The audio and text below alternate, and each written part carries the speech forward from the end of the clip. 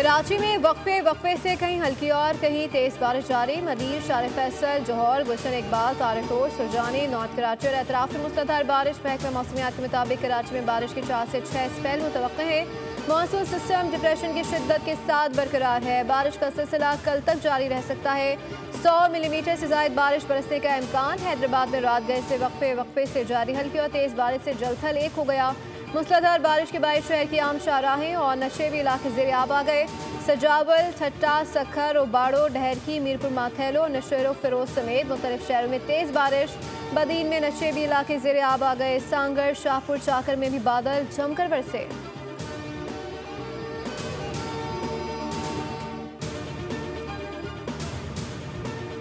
मुतनाज़े dam से इलाकों को खतरा हो सकता है। सैलाब रावी और सतलुज में डैम दरियाए सिंध पर क्यों? जिस डैम पर इत्तलाफ हो पीपी उसके खिलाफ आवाज़ उठाती है। पीपल्स पार्टी के चेयरमैन बिलावल भुट्टो की सखर में गुफ्तगू। कहा कि गिलगित बल्तिस्तान, KP, पंजाब सैलाब से ज़्यादा मुतासर हुए।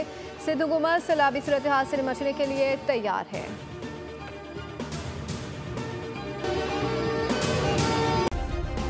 सब्सक्राइब करें और बेल दबाएं ताकि कोई खबर रह न जाए।